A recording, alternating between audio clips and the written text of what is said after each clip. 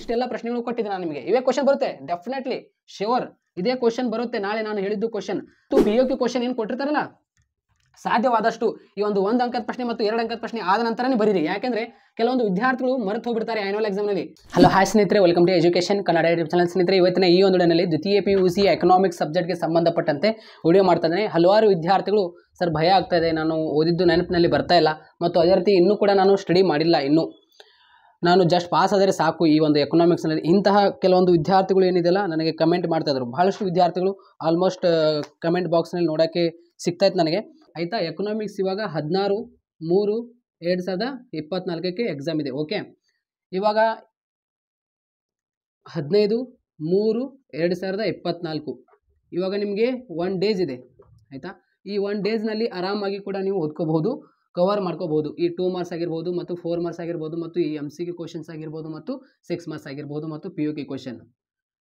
ಇಲ್ಲಿ ಏನು ಹೇಳ್ತೇನೆ ಗಮನಿಟ್ಟು ಕೇಳಿ. ಇವಾಗ ಇಂಗ್ಲೀಷ್ ಮೀಡಿಯಂ ಹಾಗೂ ಕನ್ನಡ ಮೀಡಿಯಂ ಬೋತ್ ಮೀಡಿಯಂ ವಿದ್ಯಾರ್ಥಿಗಳಿಗೆ ಇಲ್ಲಿ ಸ್ಕ್ರೀನ್ ಮೇಲೆ ಕಾಣ್ತಾ ಇದೆಯಲ್ಲ, ಇದು ಇಂಗ್ಲೀಷ್ ಮೀಡಿಯಂ ಹಾಗೂ ಇದು ಕನ್ನಡ ಮೀಡಿಯಂ ವಿದ್ಯಾರ್ಥಿಗಳಿಗೆ ಈ 2 ವಿಡಿಯೋ ನಾನು ಅಪ್ಲೋಡ್ ಮಾಡಿದ್ದೇನೆ. ಅಲ್ಲಿ ನಿಮಗೆ ಈ ಒಂದು MCQ ಕ್ವಶನ್ ಮತ್ತು 2 ಅಂಕದ ಪ್ರಶ್ನೆ ಹೇಳಿದ್ದೇನೆ. ಅಲ್ಲಿ ನಿಮಗೆ ಎಷ್ಟು 32 ಮಾರ್ಕ್ಸ್ ಬರುತ್ತೆ, ನೋಡ್ಕೊಂಡು ಬಿಡ್ರಿ ಆ ಒಂದು ವಿಡಿಯೋ.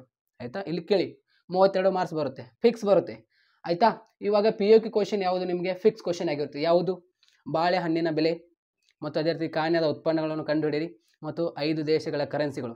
ಓಕೆ, ವಿದ್ಯಾರ್ಥಿಗಳಿಗೆ ಹೇಳಿದ್ದೀನಲ್ಲ, ಮ್ಯಾಂಗೋಸ್ ಪ್ರೈಸ್ ಮತ್ತು ಅದೇ ರೀತಿ bananas price, consumer income is ಅಂತ ಆ ಒಂದು ಪ್ರಶ್ನೆ, ಅದೇ ರೀತಿ any 5 countries of the currencies ಆ ಒಂದು ಪ್ರಶ್ನೆ, ಅದೇ ರೀತಿ missing the production. English medium ಹಾಗೂ ಕನ್ನಡ ಮೀಡಿಯಂ ಬೋತ್ ಮೀಡಿಯಂ ವಿದ್ಯಾರ್ಥಿಗಳಿಗೆ ಇಲ್ಲಿ 10 ಮಾರ್ಕ್ಸ್ ಬರುತ್ತೆ. ಇಲ್ಲಿ ನಿಮಗೆ 3 ಕೊಡ್ತಾರೆ, ನೀವು 2 ಬರಿಬೇಕಾಗುತ್ತೆ. ಇಲ್ಲಿ 10 ಮಾರ್ಕ್ಸ್ ಬರುತ್ತೆ. ಎಷ್ಟಾಯಿತು? 42 ಮಾರ್ಕ್ಸ್ ಇಲ್ಲಿ ನಿಮ್ಮದು ಬಂತು. 1 ಅಂಕದ ಪ್ರಶ್ನೆ, 2 ಅಂಕದ ಪ್ರಶ್ನೆ ಮತ್ತು ಈ ಒಂದು POQ ಕ್ವಶನ್ ಕೊಡಿಸಿ. ಆಯಿತಾ, ಇಷ್ಟಾದರೂ ನೀವು ಏನಿದಿಲ್ಲ ಏನು ಪರ್ಫೆಕ್ಟ್ ಮಾಡ್ಕೊಳ್ಳಿ. ಆಯಿತಾ, ಕೆಳಗಡೆ ಕಮೆಂಟ್ ಬಾಕ್ಸ್ನಲ್ಲಿ ಏನು ಇದೆಯಲ್ಲ, ನಾನು ನಿಮಗೆ ಇಂಗ್ಲೀಷ್ ಮೀಡಿಯಂ ಹಾಗೂ ಕನ್ನಡ ಮೀಡಿಯಂ ಬೋತ್ ಮೀಡಿಯಂ ವಿದ್ಯಾರ್ಥಿಗಳಿಗೆ MCQ ಕ್ವಶನ್ ಮತ್ತು 2 ಮಾರ್ಕ್ಸ್ ಕ್ವಶನ್ ಮೇಲೆ ವಿಡಿಯೋ ಮಾಡಿದ್ದೇನೆ. ಕೆಳಗಡೆ ಕಮೆಂಟ್ ಬಾಕ್ಸಲ್ಲಿ ಲಿಂಕ್ ಕೊಟ್ಟಿರ್ತೇನೆ, ಆದರೆ ಹೋಗಿ ನೋಡ್ಕೊಳ್ಳಿ. ಡೆಫಿನೆಟ್ಲಿ ಎಲ್ಲ ವಿದ್ಯಾರ್ಥಿಗಳು ಪಾಸ್ ಆಗ್ತೀರಾ. ಆಯಿತಾ, ಇಲ್ಲಾಂದರೆ ನಿಮಗೆ ಆಗಲ್ಲ, ಆ ಒಂದು ವಿಡಿಯೋ ನೋಡೋಕ್ಕೆ ಆಗಲ್ಲ ಅಂದರೆ ಇಲ್ಲಿ ಸ್ಕ್ರೀನ್ ಮೇಲೆ ನಿಮಗೆ ಯಾವುದು, ಫಾರ್ ಎಕ್ಸಾಂಪಲ್ ಇವಾಗ ನಮಗೆ ಪಾರ್ಟ್ 2ನಲ್ಲಿ ನೋಡಿ, ಪಾರ್ಟ್ 2ನಲ್ಲಿ 2ನೇ ಅಧ್ಯಾಯ, ಅದೇ ರೀತಿ ಪಾರ್ಟ್ 1ನಲ್ಲಿ 2ನೇ ಅಧ್ಯಾಯ, ಪಾರ್ಟ್ 1ನಲ್ಲಿ 2ನೇ ಅಧ್ಯಾಯ. ಯಾವುದು? ಪಾರ್ಟ್ 2ನಲ್ಲಿ ಯಾವುದು ಅಧ್ಯಾಯ ಅಂದರೆ ರಾಷ್ಟ್ರೀಯ ವರಮಾನ ಲೆಕ್ಕಾಚಾರ, ನ್ಯಾಷನಲ್ ಅಕೌಂಟಿಂಗ್ ಆ ಒಂದು ಅಧ್ಯಾಯ ಏನಿದಿಲ್ಲ, ಅದರೊಳಗೆ ನಿಮಗೆ ಅಲ್ಲಿ 17 ಮಾರ್ಕ್ಸ್ ಕೇಳ್ತಾರೆ. ಇಲ್ಲಿ 17 ಮಾರ್ಕ್ಸ್ ಕೇಳ್ತಾರೆ ಇಲ್ಲಿ. ಅದೇ ರೀತಿ ಇಲ್ಲಿ ಪಾರ್ಟ್ 1ನಲ್ಲಿ 2ನೇ ಅಧ್ಯಾಯ ಯಾವುದು? The theory of consumer behaviour, ಅನುಭೋಗಿ ವರ್ತನೆ ಸಿದ್ಧಾಂತ. ಇಲ್ಲಿ ನಿಮಗೆ 20 ಮಾರ್ಕ್ಸ್ ಕೇಳ್ತಾರೆ. ಇಲ್ಲಿ 2 ಅಂಕದ ಪ್ರಶ್ನೆ 2 ಬರುತ್ತೆ ಮತ್ತು ಅದೇ ರೀತಿ ಇಲ್ಲಿ ಕೂಡ 2 ಅಂಕದ ಪ್ರಶ್ನೆ 2 ಬರುತ್ತೆ ಮತ್ತು ಇಲ್ಲೊಂದು 4 ಅಂಕದ ಒಂದು ಪ್ರಶ್ನೆ ಬರುತ್ತೆ ಮತ್ತು ಒಂದು 6 ಅಂಕದ ಒಂದು ಪ್ರಶ್ನೆ ಬರುತ್ತೆ ಮತ್ತು ಇಲ್ಲೊಂದು 4 ಅಂಕದ ಒಂದು ಪ್ರಶ್ನೆ ಬರುತ್ತೆ, ಇಲ್ಲೊಂದು 6 ಅಂಕದ ಒಂದು ಪ್ರಶ್ನೆ ಬರುತ್ತೆ. ನೋಡಿ, ಇಲ್ಲಿ ನಿಮಗೆ ಒಂದು 6 ಅಂಕದ ಒಂದು ಪ್ರಶ್ನೆ ಕವರ್ ಆಗುತ್ತೆ, ಇಲ್ಲಿ ನಿಮಗೆ 2 ಅಂಕದ ಒಂದು ಪ್ರಶ್ನೆ ಕವರ್ ಆಗುತ್ತೆ, ಇಲ್ಲೊಂದು 2 ಅಂಕದ ಪ್ರಶ್ನೆ. ಅಂದರೆ ಇಲ್ಲಿ ಟೋಟಲ್ ನೀವು ಎಷ್ಟು, ಇಲ್ಲಿ ನಿಮ್ಮದು 4 ಕವರ್ ಆಯಿತು. ಆಯಿತಾ, 4 ಕವರ್ ಆಯಿತು ನಿಮ್ಮದು 2 ಅಂಕದ ಪ್ರಶ್ನೆಯಲ್ಲಿ. ನೋಡಿ, 4 ಕವರ್ ಆಯಿತು. ಇನ್ನು ನೀವು ಏನಿದಿಲ್ಲ ನೋಡಿ, 1 2 ಆಯಿತಾ, 3 4 ಆಯಿತಾ, 4 ಕವರ್ ಆಯ್ತು ನಿಮ್ದು. ಇವಾಗ ಇಲ್ಲಿ 2 ಕೇಳ್ತಾರೆ 2ನೇ ಹಂತದಲ್ಲಿ. ಆಯಿತಾ, ನ್ಯಾಷನಲ್ ಇನ್ಕಮ್ ಅಕೌಂಟಿಂಗ್ ಅಂದರೆ ರಾಷ್ಟ್ರೀಯ ವರಮಾನ ಲೆಕ್ಕಾಚಾರದಲ್ಲಿ ಕೂಡ 2 ಅಂಕದ ಪ್ರಶ್ನೆ 2 ಕೇಳ್ತಾನೆ. ಅದೇ ರೀತಿ ಈ ಒಂದು ಅನುಭೋಗಿ ವರ್ತನೆ ಸಿದ್ಧಾಂತ, ಓಕೆ, ಈ ಒಂದು ಅಧ್ಯಾಯದಲ್ಲಿ the theory of consumer behaviour ಈ ಒಂದು ಅಧ್ಯಾಯದಲ್ಲಿ ಕೂಡ 2 ಅಂಕದ ಪ್ರಶ್ನೆ 2 ಕೇಳ್ತಾನೆ. ಇಲ್ಲಿ ಇವಾಗ ಸ್ಕ್ರೀನ್ ಮೇಲೆ ನೀವು ಏನು ನೋಡ್ತಾ ಇರಲ್ಲ, ಈ ಒಂದು ಪ್ರಶ್ನೆಗಳಾಗಿರುತ್ತೆ. ಸ್ಕ್ರೀನ್ ಮೇಲೆ ಏನು ನೋಡ್ತಾ ಇರಲ್ಲ, ಈ ಕ್ವಶನ್ಸ್ಗಳಾಗಿರುತ್ತೆ 2 ಅಂಕದ ಪ್ರಶ್ನೆಯಲ್ಲಿ. ಇದು ಪಾರ್ಟ್ 1ನಲ್ಲಿನ 2ನೇ ಅಧ್ಯಾಯದಲ್ಲಿ ನಿಮಗೆ, ಪಾರ್ಟ್ 1ನಲ್ಲಿನ 2ನೇ ಅಧ್ಯಾಯ ಮೇಲೆ ನಿಮಗೆ ಈ 2 ಅಂಕದ ಪ್ರಶ್ನೆಗಳು ವೆರಿ ಇಂಪಾರ್ಟೆಂಟ್ ಆಗಿರುತ್ತೆ ಇಂಗ್ಲೀಷ್ ಮೀಡಿಯಂ ಹಾಗೂ ಕನ್ನಡ ಮೀಡಿಯಂ ಬೋತ್ ಮೀಡಿಯಂ ವಿದ್ಯಾರ್ಥಿಗಳಿಗೆ. ಕಾಣ್ತಾ ಇದೆಯಲ್ಲ ಸ್ಕ್ರೀನ್ ಮೇಲೆ, ಇಂಗ್ಲೀಷ್ ಮೀಡಿಯಂ ವಿದ್ಯಾರ್ಥಿಗಳು ಮತ್ತು ಕನ್ನಡ ಮೀಡಿಯಂ ಬೋತ್ ಮೀಡಿಯಂ ವಿದ್ಯಾರ್ಥಿಗಳು ಸ್ಕ್ರೀನ್ಶಾಟ್ ತೆಗೆದುಕೊಳ್ಳ್ರಿ. ಆಯಿತಾ, ಪಾರ್ಟ್ 2ನಲ್ಲಿನ 2ನೇ ಅಧ್ಯಾಯ ಯಾವುದು? ರಾಷ್ಟ್ರೀಯ ವರಮಾನ ಲೆಕ್ಕಾಚಾರ, ನ್ಯಾಷನಲ್ ಇನ್ಕಮ್ ಅಕೌಂಟಿಂಗ್. ಈ ಒಂದು ಅಧ್ಯಾಯದ ಮೇಲೆ ನಿಮಗೆ ನೋಡಿ ಯಾವುದು 2 ಅಂಕದ ಪ್ರಶ್ನೆಯಲ್ಲಿ ತೋರಿಸ್ತಾ ಇದ್ದೇನೆ, ಸ್ಕ್ರೀನ್ಶಾಟ್ ತೆಗೆದುಕೊಳ್ಳ್ರಿ. ಇಂಗ್ಲೀಷ್ ಮೀಡಿಯಂ ಹಾಗೂ ಕನ್ನಡ ಮೀಡಿಯಂ ಬೋತ್ ಮೀಡಿಯಂ ವಿದ್ಯಾರ್ಥಿಗಳಿಗೆ ಆಗಿರುತ್ತೆ. ಆಯಿತಾ, ಇವಾಗ ಇಲ್ಲಿ 2 ಅಂಕದ ಪ್ರಶ್ನೆ ನಿಮ್ಮದು ಕವರ್ ಆಯಿತು. ಆಯಿತಾ, ಇವೇ ಕ್ವಶನ್ ಬರುತ್ತೆ ಆನ್ಯುವಲ್ ಎಕ್ಸಾಮಲ್ಲಿ. ಇವಾಗ ನಾನು ಏನು ಸ್ಕ್ರೀನ್ ಮೇಲೆ ತೋರಿಸಿದ್ದೀನಲ್ಲ, ಇವೇ ಕ್ವಶನ್ ಬರುತ್ತೆ. ಇಲ್ಲಿ ಎಷ್ಟಾಯ್ತು ನಿಮ್ಮದು? 2 ಕವರ್ ಆಗುತ್ತೆ ಇಲ್ಲಿ. ಆಯಿತಾ, ಇಲ್ಲಿ ನೋಡಿ 2 ಕವರ್ ಆಯಿತು. ನಾವು ಎಷ್ಟು ಬರಿಬೇಕು? 10 ಕೊಟ್ಟಿರ್ತಾರೆ 2 ಅಂಕದ ಪ್ರಶ್ನೆಯಲ್ಲಿ. ನಾವು ಎಷ್ಟು ಬರಿಬೇಕು? 6 ಬರಿಬೇಕು. ಇಲ್ಲಿ ಇವಾಗ ನಮ್ಮದು 4 ಕವರ್ ಆಯಿತು. 4 ಅಂದರೆ ಹೆಂಗೆ ನೋಡಿ, 4 ಕವರ್ ಆಯಿತು. ಇನ್ನು ಒಂದೇ ನಾವು ಅಟೆಂಡ್ ಮಾಡಬೇಕು. ಓಕೆ, 4 5 ಇನ್ನು ಒಂದೇ ಅಟೆಂಡ್ ಮಾಡಬೇಕು ನಾವು. ಇನ್ನು ಒಂದು ಯಾವುದಂದರೆ, ನೀವು ಯಾವುದಾದ್ರೂ ಒಂದು ಸಬ್ಜೆಕ್ಟ್ ಆಯ್ಕೆ ಮಾಡ್ಕೋಬಹುದು. ಫಾರ್ ಎಕ್ಸಾಂಪಲ್ ಇವಾಗ ಪಾರ್ಟ್ 1 ನಲ್ಲಿನ 5ನೇ ಅಧ್ಯಾಯ ಯಾವುದು? ಮಾರ್ಕೆಟ್ ಇಕ್ವಿಲಿಬ್ರಿಯಂ, ಮಾರುಕಟ್ಟೆ ಸಮತೋಲನ. ಈ ಒಂದು ಅಧ್ಯಾಯ ಮೇಲೆ ನಿಮಗೆ 2 ಅಂಕದ ಪ್ರಶ್ನೆ 2 ಕೇಳ್ತಾನೆ ಇಲ್ಲಿ. ಆಯ್ತಾ? ಇಲ್ಲಿ ನೋಡಿ 4, ಇಲ್ಲೊಂದು 5, 6 ಬರಿಬೇಕು ನೀವು. ಆರಾಮಾಗಿ ಏನಿದಿಲ್ಲ ಸ್ನೇಹಿತರೆ, ಇಲ್ಲಿ ನಾವು 12 ಅಂಕವನ್ನು ಸುಲಭವಾಗಿ ಪಡೆದುಕೊಳ್ಳಬಹುದು ಈ 2 ಅಂಕದ ಪ್ರಶ್ನೆಯಲ್ಲಿ. ಕ್ಲಿಯರ್ ಆಯ್ತಾ? ಇಲ್ಲಿ ಕ್ವಶನ್ಸ್ಗಳು ಈ ಒಂದು 5th ಚಾಪ್ಟರ್ನಲ್ಲಿ ಕೇಳುವಂಥ ಇಂಗ್ಲೀಷ್ ಮೀಡಿಯಂ ಹಾಗೂ ಕನ್ನಡ ಮೀಡಿಯಂ ಬೋತ್ ಮೀಡಿಯಂ ವಿದ್ಯಾರ್ಥಿಗಳಿಗೆ ತೋರಿಸ್ತಾ ಇದೆ ನೋಡ್ರಿ. ಆಯ್ತಾ? ಈ 3 ಚಾಪ್ಟರ್ನಲ್ಲಿ ನಿಮ್ದು ಏನಿದಿಲ್ಲ ಕವರ್ ಆಗಿಬಿಡುತ್ತೆ 6 ಅಂಕದ ಪ್ರಶ್ನೆ ಇಲ್ಲಿ. ಆಯ್ತಾ? ನೋಡಿ ಈ 3 ಚಾಪ್ಟರ್ನಲ್ಲಿ ನಿಮ್ಮದು 6 ಕವರ್ ಆಗಿಬಿಡುತ್ತೆ. 12 ಮಾರ್ಕ್ಸ್ ಬಂತು. ಇವಾಗ ನಿಮಗೆ ನಾನು ಸ್ಕ್ರೀನ್ ಮೇಲೆ ಏನು ತೋರಿಸಿದ್ರಲ್ಲ ಅವೇ ಕ್ವಶನ್ಸ್ ಬರುತ್ತೆ ಆ್ಯನ್ಯುವಲ್ ಎಕ್ಸಾಮ್ನಲ್ಲಿ. ಆಯ್ತಾ? ಅಭ್ಯಾಸ ಮಾಡ್ಕೊಳ್ಳಿ. ನಿಮಗೆ 2 ಅಂಕದ ಪ್ರಶ್ನೆಯಲ್ಲಿ ಇದು ಇಂಪಾರ್ಟೆಂಟ್ ಆಗಿರುತ್ತೆ. ಪಾರ್ಟ್ 1 ನಲ್ಲಿನ ನೋಡಿ, ಪಾರ್ಟ್ 1 ನಲ್ಲಿನ 2ನೇ ಅಧ್ಯಾಯ ಓದಬೇಕು, ಅದೇ ರೀತಿ 5ನೇ ಅಧ್ಯಾಯ ಓದಬೇಕು. ಯಾಕೆಂದರೆ ಇಲ್ಲೊಂದು 2 ಕೇಳ್ತಾನೆ 2 ಮಾರ್ಕ್ಸ್, ಅದೇ ರೀತಿ ಇಲ್ಲೊಂದು 2 ಕೇಳ್ತಾನೆ 2 ಮಾರ್ಕ್ಸ್. ಅದೇ ರೀತಿ ಪಾರ್ಟ್ 2 ನಲ್ಲಿನ ಪಾರ್ಟ್ 2 ನಲ್ಲಿನ 2ನೇ ಅಧ್ಯಾಯ ಯಾವುದು? ಇಲ್ಲಿ 2ನೇ ಅಧ್ಯಾಯ ಓದ್ಕೊಳ್ರಿ. ಆಯ್ತಾ? ಈ 3 ಅಧ್ಯಾಯ ಮೇಲೆ ನಿಮ್ಗೆ ಏನಿದಿಲ್ಲ ಆರಾಮಾಗಿ ಏನು 6 ಆರಾಮಾಗಿ ನಿಮ್ಗೆ ಏನಿದಿಲ್ಲ 6 ಕ್ವಶನ್ ಬರುತ್ತೆ 2 ಅಂಕದ ಪ್ರಶ್ನೆಯಲ್ಲಿ. ಆರಾಮಾಗಿ ಏನಿದಿಲ್ಲ ನೀವು ಇಲ್ಲಿ 12 ಅಂಕವನ್ನು ಸುಲಭವಾಗಿ ಪಡೆದುಕೊಳ್ಳಬಹುದು. ಅರ್ಥ ಮಾಡ್ಕೊಳ್ಳಿ. ಇವಾಗ ನಾನು ನಿಮಗೆ ಸ್ಕ್ರೀನ್ ಮೇಲೆ ತೋರಿಸಿದ್ದೇನೆ ಇಂಪಾರ್ಟೆಂಟ್ ಕ್ವಶನ್ಸ್. ಈ 3 ಅಧ್ಯಾಯ ಮೇಲೆ ಏನಿದಿಲ್ಲ ನಿಮಗೆ 2 ಅಂಕದ ಪ್ರಶ್ನೆಗಳು ತೋರಿಸಿದ್ದೇನೆ. ಆಯ್ತಾ? ಇವಾಗ ನೋಡಿ MCQ ಕ್ವಶನ್ ಇವು ಏನದಲ್ಲ MCQ ಕ್ವಶನ್ ನಾನು ಲಾಸ್ಟ್ನಲ್ಲಿ ಒಂದು ವಿಡಿಯೋ ಅಪ್ಲೋಡ್ ಮಾಡ್ತೀನಿ ನಿಮಗೋಸ್ಕರ. ಇಲ್ಲಾಂದರೆ ಈ match the following question MCQ question filling in the blanks ನೋಡೋಣ. ಅದು ಕ್ವಶನ್ ಬಂದರೆ ಬಹಳ ಒಳ್ಳೆಯದಾಗುತ್ತೆ. ಇಲ್ಲಾಂದರೆ ನೀವು ಕೆಳಗಡೆ ಕಮೆಂಟ್ ಬಾಕ್ಸ್ ಲಿಂಕ್ ಕೊಟ್ಟಿರ್ತಾನೆ ನೋಡ್ಕೊಳ್ಳಿ. ಯಾರು ಇಂಗ್ಲೀಷ್ ಮೀಡಿಯಂ ಹಾಗೂ ಕನ್ನಡ ಮೀಡಿಯಂ ಬೋತ್ ಮೀಡಿಯಂ ವಿದ್ಯಾರ್ಥಿಗಳಿಗೆ. ಓಕೆ, ಅದರೊಳಗಿಂದು ಏನಿದಿಲ್ಲ ಮಿನಿಮಮ್ ಒಂದು ಆಯ್ತಾ ನಾನು ಹೇಳಿರುವ MCQ ಕ್ವಶನ್ ಅದರೊಳಗಿಂದ ನೋಡ್ಕೊಂಡು ಬಿಡಿ. ಇಂಗ್ಲೀಷ್ ಮೀಡಿಯಂ ಹಾಗೂ ಕನ್ನಡ ಮೀಡಿಯಂ ಬೋತ್ ಮೀಡಿಯಂ ವಿದ್ಯಾರ್ಥಿಗಳು ಕೆಳಗಡೆ MCQ ಕ್ವಶನ್ ನೋಡ್ಕೊಂಡು ಬಿಡ್ರಿ. ಅದರೊಳಗೆ 2 ಮಾರ್ಕ್ಸ್ ಕೂಡ ಹೇಳಿದ್ದೀನಿ, ಇವೇ ಕ್ವಶನ್ಸ್ ಕೂಡ ಹೇಳಿದ್ದೀನಿ ಅಲ್ಲಿ. ಆಯ್ತಾ? ಇವಾಗ ಸ್ಕ್ರೀನ್ ಮೇಲೆ ಕಾಣ್ತಿದ್ದು ಇವು 2 ಅಂಕದ ಪ್ರಶ್ನೆ ಏನು ತೋರಿಸಿದ್ನಲ್ಲ ಸ್ಕ್ರೀನ್ಶಾಟ್ ತೆಗೆದುಕೊಳ್ಳುವಂತ 2 ಅಂಕದ ಪ್ರಶ್ನೆಯಲ್ಲಿ ನಿಮಗೆ 12 ಮಾರ್ಕ್ಸ್ ಬಂತು. ಇವಾಗ ಇಲ್ಲೊಂದು 4 ಅಂಕದ ಒಂದು ಪ್ರಶ್ನೆ ಬರುತ್ತೆ. ಎಲ್ಲಿ? ನಮಗೆ 2ನೇ ಅಧ್ಯಾಯದಲ್ಲಿ ಯಾವುದು? ಅನುಭೋಗಿ ವರ್ತನೆ ಸಿದ್ಧಾಂತ, ದ ಥಿಯರಿ ಆಫ್ ಕನ್ಸ್ಯೂಮರ್. 4 ಅಂಕದ ಪ್ರಶ್ನೆ ಯಾವುದು ಇಂಪಾರ್ಟೆಂಟ್ ನಿಮಗೆ? Total utility and marginal utility, ಅಂದರೆ ಒಟ್ಟು ತುಷ್ಟಿಗುಣ ಮತ್ತು ಸೀಮಾಂತ ತುಷ್ಟಿಗುಣ 2024 ಮಾಡಲ್ ಕ್ವಶನ್ ಪೇಪರ್ನಲ್ಲಿ ಮತ್ತು ಆ್ಯನ್ಯುವಲ್ ಎಕ್ಸಾಮ್ನಲ್ಲಿ ಕೂಡ ಕೇಳಿದ್ದಾರೆ. ವೆರಿ ವೆರಿ ಇಂಪಾರ್ಟೆಂಟ್ ಆಗಿರುತ್ತೆ. ಮತ್ತು ಅದೇ ರೀತಿ ಬದಲಿ ಸರಕು ಮತ್ತು ಪೂರಕ ಸರಕುಗಳ ನಡುವಿನ ವ್ಯತ್ಯಾಸ, difference between substitute goods and complementary goods. This question is also very very important, ನೋಡ್ಕೊಳ್ರಿ. ಆಯಿತಾ? ಇಲ್ಲಾಂದರೆ ನಿಮಗೆ ಇದರೊಳಗೆ ಡಿಫ್ರೆನ್ಸ್ ಕೇಳ್ತಾನೆ, ಯಾವುದು ಕೂಡ ಮ್ಯಾಪ್ ಕೇಳಲ್ಲ ಅಂತ ನಾನು ಅನ್ಕೊಂಡಿನಿ. ಬಜೆಟ್ ಲೈನ್ ವಿತ್ ಡೈಗ್ರಾಮ್ ಅಂತ ಸ್ಲೋಪ್ ಆಫ್ ಎಕ್ಸ್ಪ್ಲೇನ್ ಅದು ಸುಮ್ಮನೆ ಕೊಟ್ಟಿದ್ದೆ ನಾನು. ಓಕೆ, ಬಜೆಟ್ ರೇಖೆ ಇಳಿಜಾರಿನ ನಿಶ್ಶಕ್ತಿಯನ್ನು ರೇಖಾಚಿತ್ರವನ್ನು ವಿವರಿಸಿರಿ ಅಂತ ಸುಮ್ಮನೆ ಕೊಟ್ಟಿದೆ. ಬಟ್ ಸಾಮಾನ್ಯ ಸರಕು ಮತ್ತು ಕೆಳದರ್ಜೆ ಸರಕುಗಳ ನಡುವಿನ ವ್ಯತ್ಯಾಸ, difference between normal goods and inferior goods ಅಂತ ನಿಮಗೆ ಇವರೊಳಗೆ ಡಿಫ್ರೆನ್ಸ್ ಒಳಗೆ ಯಾವ್ದಾದ್ರು ಒಂದು ಕೇಳ್ತಾನೆ. ಇಲ್ಲಿ ನೇರವಾಗಿ ಕೇಳ್ಬೋದು, ನೇರವಾಗಿ ಅದೇ ಕೇಳ್ಬೋದು. ಯಾಕೆಂದರೆ ಅದೇ ಕ್ವಶನ್ ಹೆಚ್ಚಾಗಿ ಕೇಳಿದ್ದಾನೆ. Okay, total utility and marginal utility difference ನೇರವಾಗಿ ಕೇಳ್ಬೋದು. ಸೊ ಇಂಪಾರ್ಟೆಂಟ್ ಆಗಿರುತ್ತೆ ಅದು. ಈ ಡಿಫ್ರೆನ್ಸ್ಗಳಲ್ಲಿ ಒಂದು ಬಂದೇ ಬರುತ್ತೆ. ಆಯಿತಾ? ಇಲ್ಲಿ ನಿಮಗೆ ಒಂದು 4 ಅಂಕದ ಒಂದು ಪ್ರಶ್ನೆಯಲ್ಲಿ ಕವರ್ ಆಗುತ್ತೆ. ಅದೇ ರೀತಿ ನೀವು ಎಷ್ಟು ಬರೀಬೇಕು? ನಿಮಗೆ 9 ಕೊಟ್ಟಿರ್ತಾನೆ 4 ಅಂಕದ ಪ್ರಶ್ನೆಯಲ್ಲಿ. ನೀವು ಎಷ್ಟು ಬರೀಬೇಕು? 5 ಬರೀಬೇಕು. ಇಲ್ಲಿ ಒಂದು ಕವರ್ ಆಯ್ತು ನಿಮ್ಮದು. ಅದೇ ರೀತಿ ಇಲ್ಲಿ ನೋಡಿ, ಇಲ್ಲಿ ಪಾರ್ಟ್ 2 ನಲ್ಲಿನ 2ನೇ ಅಧ್ಯಾಯ ಯಾವುದು? ಪಾರ್ಟ್ 2 ನಲ್ಲಿನ 2ನೇ ಅಧ್ಯಾಯ ರಾಷ್ಟ್ರೀಯ ವರಮಾನ ಲೆಕ್ಕಾಚಾರ. ಇಲ್ಲ, ರಾಷ್ಟ್ರೀಯ ವರಮಾನ ಲೆಕ್ಕಾಚಾರದಲ್ಲಿ ನಿಮಗೆ ಮಾಹಿತಿಗಳನ್ನು ಕುರಿತು ಟಿಪ್ಪಣಿ ಬರೆಯಿರಿ ಮತ್ತು ಈ ಕ್ವಶನ್ ಫಿಕ್ಸ್ ಆಗಿರುತ್ತೆ. ಮತ್ತು ಒಂದು ಆರ್ಥಿಕತೆ ವೃತ್ತಾಕಾರ ಚಲನೆ, ಓಕೆ, ಸರ್ಕ್ಯುಲರ್ ಮೋಷನ್ ಅಂತ ಇದೆಯಲ್ಲ, ಅದು ಒಂದು ಪ್ರಶ್ನೆ ವೆರಿ ವೆರಿ ಇಂಪಾರ್ಟೆಂಟ್ ಆಗಿರುತ್ತೆ. ಮತ್ತು ರೈಟ್ ಎ ನೋಟ್ ಆನ್ ಎಕ್ಸ್ಟರ್ನಲಿಟೀಸ್, ಇದರೊಳಗೆ ಒಂದು ಬಂತು. ಆಯಿತಾ? ನೋಡಿ ಇಲ್ಲಿ ನಮ್ಮದು 2 ಕಂಪ್ಲೀಟ್ ಆಯಿತು. 4 ಅಂಕದ ಪ್ರಶ್ನೆಯಲ್ಲಿ 2 ಕಂಪ್ಲೀಟ್ ಆಯಿತು. ಈ 2 ಅಧ್ಯಯನ ಓದ್ಕೊಂಡ್ರೆ the theory of consumer behaviour, okay, ಅನುಭೋಗಿ ವರ್ತನೆ ಸಿದ್ಧಾಂತ, ಅದೇ ರೀತಿ ರಾಷ್ಟ್ರೀಯ ವರಮಾನ ಲೆಕ್ಕಾಚಾರ, ಈ ಒಂದು ಅಧ್ಯಾಯದಲ್ಲಿ ಒಂದು 4 ಅಂಕದ ಒಂದು ಪ್ರಶ್ನೆ ಮುಗೀತು. ಅಕೌಂಟಿಂಗ್ ನ್ಯಾಷನಲ್ ಇನ್ಕಮ್, ಈ ಒಂದು ಅಧ್ಯಾಯದಲ್ಲಿ ಇಲ್ಲಿ 4 ಅಂಕದ ಪ್ರಶ್ನೆ 2 ಕವರ್ ಆಯ್ತು. ನಿಮ್ಮದು ಇಂಪಾರ್ಟೆಂಟ್ ಕ್ವಶನ್ಸ್ ತೋರಿಸಿದ್ದೇನೆ ಮತ್ತು ಏನಿದಿಲ್ಲ ಹೇಳಿ ನಾನು ಕೂಡ. ಇಲ್ಲಿ 2 ಕವರ್ ಆಯಿತು. ಇವಾಗ ಏನಿದಿಲ್ಲ ನೀವು ಪಾರ್ಟ್ 1 ನಲ್ಲಿ ನಿಮಗೆ 2ನೇ ಅಧ್ಯಾಯದಲ್ಲಿ ಒಂದು 6 ಅಂಕದ ಒಂದು ಕ್ವಶನ್ ಕವರ್ ಆಗುತ್ತೆ ಮತ್ತು ಅದೇ ರೀತಿ 4 ಅಂಕದ ಒಂದು ಕ್ವಶನ್ ಕವರ್ ಆಗುತ್ತೆ. ಅದೇ ರೀತಿ ಪಾರ್ಟ್ 2 ನಲ್ಲಿನ 2ನೇ ಅಧ್ಯಾಯ ಅಲ್ಲಿ ನಿಮಗೆ 4 ಅಂಕದ ಒಂದು ಪ್ರಶ್ನೆ ಮತ್ತು 6 ಅಂಕದ ಒಂದು ಕ್ವಶನ್ ಕವರ್ ಆಗುತ್ತೆ. ಸೊ ಇವಾಗ ನಿಮಗೆ ಇಲ್ಲಿ ಪಾರ್ಟ್ 1 ನಲ್ಲಿನ 2ನೇ ಅಧ್ಯಾಯದಲ್ಲಿ 6 ಅಂಕದ ಕ್ವಶನ್ ನಿಮಗೆ ಇಳಿಮುಖ ಸೀಮಾಂತ ತುಷ್ಟಿಗುಣ ನಿಯಮವಂತೂ ಏನು, ಇಳಿಮುಖ ಸೀಮಾಂತ ತುಷ್ಟಿಗುಣ ಅಂತ ಏನು ಪ್ರಶ್ನೆ ಇದೆಯಲ್ಲ ಅತಿ ಹೆಚ್ಚು ಪ್ರಶ್ನೆ ಅದೇ ಕೇಳಿದ್ದಾರೆ ನಿಮಗೆ. Okay, explain the law of declining margin, okay, with the help of table diagram. ಈ ಪ್ರಶ್ನೆ ಸಾಕಷ್ಟು ಬಾರಿ ಕೇಳಿದ್ದಾರೆ. ಈ ಒಂದು ಪ್ರಶ್ನೆ ಓದ್ಕೊಳ್ರಿ, ಯಾಕಂದರೆ ನೇರವಾಗಿ ಕೇಳ್ಬೋದು 6 ಅಂಕದ ಪ್ರಶ್ನೆಯಲ್ಲಿ. ಆಯ್ತಾ? ಮತ್ತು ಇಲ್ಲಾಂದ್ರೆ ಇದರೊಳಗೆ ಇನ್ನೊಂದು ಪ್ರಶ್ನೆ ಇದೆ, ಅನುಭೋಗಿಯ ಆದರ್ಶ ಆಯ್ಕೆಯನ್ನು ರೇಖಾಚಿತ್ರ ಸಹಾಯದಿಂದ ವಿವರಿಸ್ರಿ. Explain the ideal consumer choice with the help of diagram. ಈ ಒಂದು ಪ್ರಶ್ನೆ ಕೇಳ್ಬೋದು. ಇಲ್ಲಾಂದ್ರೆ ಇಳಿಮುಖ ಸೀಮಾಂತ ತುಷ್ಟಿಗುಣ ನಿಯಮವನ್ನು ಕೋಷ್ಟಕ ಮತ್ತು ರೇಖಾಚಿತ್ರ ಸಹಾಯದಿಂದ ವಿವರಿಸ್ರಿ. ಆಯ್ತಾ. ಸೊ ಈ ಎರಡು ಪ್ರಶ್ನೆ ನಿಮಗೆ ಇಂಪಾರ್ಟೆಂಟ್ ಆಗಿರುತ್ತೆ, ಇಲ್ಲಿ ಸ್ಕ್ರೀನ್ ಮೇಲೆ ಕೂಡ ಶೋ ಆಗ್ತಾ ಇರುತ್ತೆ. ಪಾರ್ಟ್ 1 ನಲ್ಲಿನ ಎರಡನೇ ಹಂತದಲ್ಲಿ ಆಯ್ತಾ. ಇವಾಗ ಪಾರ್ಟ್ 2 ನಲ್ಲಿ ನಿಮಗೆ ಎರಡನೇ ಅಧ್ಯಾಯ ಆಯ್ತಾ. ಪಾರ್ಟ್ 2 ನಲ್ಲಿನ ಎರಡನೇ ಅಧ್ಯಾಯ ಯಾವುದು? ರಾಷ್ಟ್ರೀಯ ವರಮಾನ ಲೆಕ್ಕಾಚಾರ. ಪಾರ್ಟ್ 2 ನಲ್ಲಿನ ಎರಡನೇ ಅಧ್ಯಾಯ ಯಾವುದು? ಓಕೆ, ನ್ಯಾಷನಲ್ ಅಕೌಂಟಿಂಗ್ ಅಂತ ಏನಿದೆಯಲ್ಲ ಆ ಒಂದು ಚಾಪ್ಟರ್ ನಲ್ಲಿ ನಿಮಗೆ 6 ಮಾರ್ಕ್ಸ್ ಕ್ವಶನ್ ಯಾವುದು ಕವರ್ ಆಗುತ್ತೆ, ಅದರೊಳಗೆ ಇಂಪಾರ್ಟೆಂಟ್ ಯಾವುದಂದ್ರೆ ನಿಮಗೆ ಅದರೊಳಗೆ ಇಂಪಾರ್ಟೆಂಟ್ ಯಾವುದಂದ್ರೆ ಇಲ್ಲಿ ಸ್ಕ್ರೀನ್ ಮೇಲೆ ಕೂಡ ನೀವು ನೋಡ್ತಿರ್ಬೋದು. GDP ಅನ್ನು ಒಂದು ದೇಶದ ಯೋಗಕ್ಷೇಮದ ಸೂಚ್ಯಂಕವಾಗಿ ಬಳಸಿಕೊಳ್ಳುವುದರ ಮಿತಿಯನ್ನು ಬರೆಯಿರಿ.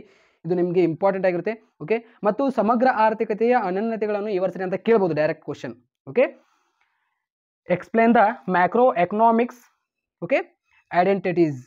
ಕನ್ನಡ ಮೀಡಿಯಂ ಹಾಗೂ ಇಂಗ್ಲೀಷ್ ಮೀಡಿಯಂ ವಿದ್ಯಾರ್ಥಿಗಳಿಗೆ ಸ್ಕ್ರೀನ್ ಮೇಲೆ ಶೋ ಮಾಡ್ತಾ ಇದ್ದೇನೆ ಈ ಕ್ವಶನ್ಸ್ಗಳಾಗಿರುತ್ತೆ. ಸೊ ಇದರೊಳಗೆ ಒಂದು ಯಾವ್ದಾದ್ರು ಒಂದು ಬತ್ತಂದ್ರೆ ಆಯ್ತಾ, ಇಲ್ಲಿ ನಮಗೆ ನೋಡಿ 6 ಅಂಕದ ಪ್ರಶ್ನೆಯಲ್ಲಿ 2 ಕವರ್ ಆಯಿತು ಆಯ್ತಾ. 6 ಅಂಕದ ಪ್ರಶ್ನೆಯಲ್ಲಿ ಎಷ್ಟು ಬರೀಬೇಕು ನೀವು? 6 ಅಂಕದ ಪ್ರಶ್ನೆಯಲ್ಲಿ ಆಯ್ತಾ ನಿಮಗೆ 5 ಕೊಟ್ಟಿರ್ತಾರೆ, ನೀವೇ 3 ಬರೀಬೇಕಾಗುತ್ತೆ. ಇಲ್ಲಿ 2 ಅಂತೂ ಕಂಪ್ಲೀಟ್ ಆಯ್ತು ನಿಮ್ದು. ಮತ್ತು ಇನ್ನೊಂದು ಯಾವುದಂದ್ರೆ ಥರ್ಡ್ ಚಾಪ್ಟರ್ ನಲ್ಲಿ ಒಂದು ಏನು ಯಾವ್ದು ಕೇಳ್ತಾನೆ, ಥರ್ಡ್ ಚಾಪ್ಟರ್ ನಲ್ಲಿ ಹಣದ ಕಾರ್ಯಗಳು, ಇಲ್ಲಿ ಸ್ಕ್ರೀನ್ ಮೇಲೆ ಕಾಣ್ತಾ ಇದೆಯಲ್ಲ. Okay, functions of money third chapter ನಲ್ಲಿ. ಓಕೆ, ಯಾವುದು? ಪಾರ್ಟ್ 2 ನಲ್ಲಿನ third chapter money and banking ಆಯ್ತಾ. ಆ ಒಂದು ಚಾಪ್ಟರ್ ನಲ್ಲಿ ನಿಮಗೆ ಪಾರ್ಟ್ 2 ನಲ್ಲಿನ ಥರ್ಡ್ ಚಾಪ್ಟರ್ ನಲ್ಲಿ ಒಂದು 6 ಮಾರ್ಕ್ಸ್ ಕ್ವಶನ್ ಕವರ್ ಆಗುತ್ತೆ. ಅಲ್ಲೊಂದು ಯಾವುದು?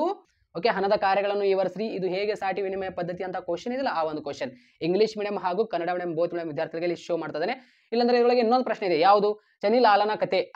ಆ ಚನಿಲಾಲನ ಕತೆ ಏನಿದೆಯಲ್ಲ ಕಥೆಯ ರೂಪದಲ್ಲಿ ನೀವು ನೆನಪಿನಲ್ಲಿ ಇಟ್ಕೊಳ್ಳಿ.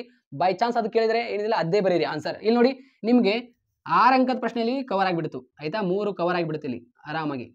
ಇಲ್ಲಿ ನಿಮಗೆ ಇನ್ನೊಂದು ಎಮರ್ಜೆನ್ಸಿಗೆ ಒಂದು ಆಪ್ಷನ್ ಇಟ್ಕೊಳ್ಳಿ, ಯಾವುದು? ಸ್ವೀಕೃತಿಗಳ ವರ್ಗೀಕರಣ. ಓಕೆ, ಇಲ್ಲಾಂದ್ರೆ ಸ್ವೀಕೃತಿಗಳ ವರ್ಗೀಕರಣ ಮತ್ತು ವೆಚ್ಚದ ವರ್ಗೀಕರಣ. ಓಕೆ, ಸ್ವೀಕೃತಿಗಳ ವರ್ಗೀಕರಣ ಕೇಳ್ತಾನೆ, ಇಂಪಾರ್ಟೆಂಟ್. ಓಕೆ, ಪಾರ್ಟ್ 2 ನಲ್ಲಿ 5th ಚಾಪ್ಟರ್ ನಲ್ಲಿ ಓಕೆ ಯಾವುದು ನಿಮಗೆ ಸ್ವೀಕೃತಿಗಳ ವರ್ಗೀಕರಣ ವಿವರಿಸಿ, ಇಲ್ಲಾಂದ್ರೆ ವೆಚ್ಚದ ವರ್ಗೀಕರಣ. ಸ್ವೀಕೃತಿಗಳ ವರ್ಗೀಕರಣ ಏನು ವಿವರಿಸಿ ಅಂದ ತಕ್ಷಣ ಕೇಳ್ತಾನಲ್ಲ ಆ ಒಂದು ಪ್ರಶ್ನೆ ಎಮರ್ಜೆನ್ಸಿಗೆ ನಿಮಗೆ ಇಟ್ಕೊಂಡು ಬಿಡ್ರಿ, ಯಾಕಂದ್ರೆ ಯೂಸ್ ಆಗಿಬಿಡುತ್ತೆ. ಸೊ ಆಯ್ತಲ್ಲ ರೀ, ಆರಾಮಾಗಿ ನೀವು ಇಲ್ಲಿ ನಿಮ್ಮದು 6 ಮಾರ್ಕ್ಸ್ ನಲ್ಲಿ ಸಂಪೂರ್ಣವಾಗಿ ಕಂಪ್ಲೀಟ್ ಆಗಿಬಿಡುತ್ತೆ ಆಯ್ತಾ. ಇವಾಗ ನೀವು ಒನ್ಲಿ ಫೋಕಸ್ ಮಾಡಬೇಕು ಇಲ್ಲಿ, ಇಲ್ಲಾಂದ್ರೆ ಸರ್ ಇದು ಸ್ವೀಕೃತಿಗಳ ವರ್ಗೀಕರಣ ಬಹಳ ಪಾಯಿಂಟ್ಸ್ ಬರುತ್ತೆ ಅಂತ ನಿಮ್ಗೆ ಅನಿಸಿದ್ರೆ ಆ ಒಂದು ಕ್ವಶನ್ ಬಿಡ್ರಿ. ಇಲ್ಲಿ ನಿಮಗೆ 4th ಚಾಪ್ಟರ್ ಪಾರ್ಟ್ 1 ಏನೇನ 4th ಚಾಪ್ಟರ್ ಓಕೆ, ಪಾರ್ಟ್ 1 ನಲ್ಲಿ 4th ಚಾಪ್ಟರ್ ಬರುತ್ತೆ. ಪರಿಪೂರ್ಣ ಪೈಪೋಟಿ ಮಾರುಕಟ್ಟೆಯ ಸಿದ್ಧಾಂತ ಅಂತ ಬರುತ್ತಲ್ಲ, ಆ ಮಾರುಕಟ್ಟೆಯಲ್ಲಿ ನೋಡಿ ಮಾರುಕಟ್ಟೆ ಪೂರೈಕೆ ರೇಖೆಯನ್ನು ರೇಖಾಚಿತ್ರದಿಂದ ವಿವರಿಸಿ. ಈ ಒಂದು ಪ್ರಶ್ನೆ ಇಲ್ಲಿ ಸ್ಕ್ರೀನ್ ಮೇಲೆ ಕಾಣ್ತದೆಯಲ್ಲ, ಮಾರುಕಟ್ಟೆ ಪೂರೈಕೆ ರೇಖೆಯನ್ನು ರೇಖಾಚಿತ್ರದಿಂದ ವಿವರಿಸಿ. Okay, describe the market supply line with diagram. ಉದ್ಯಮ ಘಟಕದ ಅಲ್ಪಾವಧಿ ಪೂರೈಕೆ ರೇಖೆಯನ್ನು ರೇಖಾಚಿತ್ರದಿಂದ ವಿವರಿಸಿ. ಈ 2 ಪ್ರಶ್ನೆಯಲ್ಲಿ ಒಂದು ಬಂದೇ ಬರುತ್ತೆ ಆನ್ಯುವಲ್ ಎಕ್ಸಾಮ್ ನಲ್ಲಿ. Okay, explain the short run supply line of on industrial unit with help of A diagram. ಈ ಒಂದು ಪ್ರಶ್ನೆ ನಿಮಗೆ ಇಂಪಾರ್ಟೆಂಟ್ ಆಗಿರುತ್ತೆ, ನೋಡ್ಕೊಳ್ಳಿ. ಉದ್ಯಮ ಘಟಕನೇ ಕೇಳಬಹುದು ನನ್ನ ಪ್ರಕಾರ. ಉದ್ಯಮ ಘಟಕದ ಅಲ್ಪಾವಧಿ ಮಾರುಕಟ್ಟೆ ಪೂರೈಕೆ ಕೇಳಿದಾನೆ, ಇಲ್ಲಾಂದ್ರೆ ಮಾರುಕಟ್ಟೆ ಪೂರೈಕೆ ಫಸ್ಟ್ ಕ್ವಶನ್ ಇದೆ ಅದೇ ಕೇಳಬಹುದು ನಿಮಗೆ. ಹಿಂಗೆ ಆಯ್ತಲ್ಲ ರೀ, 6 ಅಂಕದ ಪ್ರಶ್ನೆಯಲ್ಲಿ ನಿಮ್ದು 1-2 ಎಕ್ಸ್ಟ್ರಾ ಇಟ್ಕೊಳ್ಳಿ ಮತ್ತೆ ನೀವು ಆಯ್ತಾ. ಇವಾಗ ನಮಗೆ 4 ಅಂಕದ ಪ್ರಶ್ನೆ ಸಮಸ್ಯೆ ಆಗ್ತಾ ಇದೆ. 4 ಅಂಕದ ಪ್ರಶ್ನೆ ನಮಗೆ 9 ಕೊಟ್ಟಿರ್ತಾನೆ, ನಾವು ಎಷ್ಟು ಬರೀಬೇಕು? 5 ಬರೀಬೇಕು, ಹೌದಲ್ಲ? ಎಷ್ಟು ಕೊಟ್ಟಿರ್ತಾನೆ? 9 ಕೊಟ್ಟಿರ್ತಾನೆ, ನಾವು 5 ಬರೀಬೇಕು. ಇಲ್ಲೇ ನಮಗೆ ಪಾರ್ಟ್ 1 ನಲ್ಲಿ 2ನೇ ಹಂತದಲ್ಲಿ ಮತ್ತು ಅದೇ ರೀತಿ ಪಾರ್ಟ್ 2 ನಲ್ಲಿ 2ನೇ ಹಂತದಲ್ಲಿ ನಮ್ದು ಓಕೆ, ಪಾರ್ಟ್ 1 ನಲ್ಲಿನ 2ನೇ ಅಧ್ಯಾಯ, ಅದೇ ರೀತಿ ಪಾರ್ಟ್ 2 ನಲ್ಲಿನ 2ನೇ ಹಂತದಲ್ಲಿ ನಮಗೆ 4 ಅಂಕದ ಪ್ರಶ್ನೆ 2 ಕವರ್ ಆಗಿದೆ ಇವಾಗ. ಓಕೆ, 2 ಕವರ್ ಆಯ್ತು. ಇನ್ನು ಎಷ್ಟು ಉಳಿತು? 5ರೊಳಗೆ 2 ಕವರ್ ಆಯ್ತಂದ್ರೆ ಇನ್ನು 3 ಉಳಿತು. ಇನ್ನು 3 ಉಳಿತಲ್ಲ, ಹಣ ಮತ್ತು ಬ್ಯಾಂಕಿಂಗ್ ಆಯ್ತಾ. RBI ನ ಕಾರ್ಯಗಳು ಫಿಕ್ಸ್ ಕ್ವಶನ್ ಇರುತ್ತೆ. ಮನಿ ಅಂಡ್ ಬ್ಯಾಂಕಿಂಗ್ ಆ ಒಂದು ಅಧ್ಯಾಯದಲ್ಲಿ ನಿಮಗೆ ಓಕೆ RBI ನ ಕಾರ್ಯಗಳನ್ನು ಸಂಕ್ಷಿಪ್ತವಾಗಿ ವಿವರಿಸಿ ಮತ್ತು explain the functions of RBI. ಇಲ್ಲಿ ಕ್ವಶನ್ಸ್ ಕೂಡ ಶೋ ಆಗ್ತದೆ. 4 ಅಂಕದ ಪ್ರಶ್ನೆಯಲ್ಲಿ 9 ಕೊಟ್ಟಿರ್ತಾನೆ, ಇಲ್ಲಿ ನೀವು 5 ಬರೀಬೇಕು. ಇಲ್ಲಿ ಪಾರ್ಟ್ 1 ನಲ್ಲಿನ 2ನೇ ಹಂತದಲ್ಲಿ ಒಂದು ಕಂಪ್ಲೀಟ್ ಆಯ್ತು ನಮ್ದು 4 ಮಾರ್ಕ್ಸ್. ಅದೇ ರೀತಿ ಪಾರ್ಟ್ 2 ನಲ್ಲಿನ 2ನೇ ಹಂತದಲ್ಲಿ ಒಂದು 4 ಅಂಕದ ಪ್ರಶ್ನೆ ಕವರ್ ಆಯಿತು. ಮತ್ತು ಅದೇ ರೀತಿ 3ನೇ ಹಂತದಲ್ಲಿ ಯಾವುದು? ಹಣ ಮತ್ತು ಬ್ಯಾಂಕಿಂಗ್ ಅಂತ ಮನಿ ಅಂಡ್ ಬ್ಯಾಂಕಿಂಗ್ ಅಧ್ಯಾಯದಲ್ಲಿ ಒಂದು 4 ಮಾರ್ಕ್ಸ್ ಕಂಪ್ಲೀಟ್ ಆಯಿತು.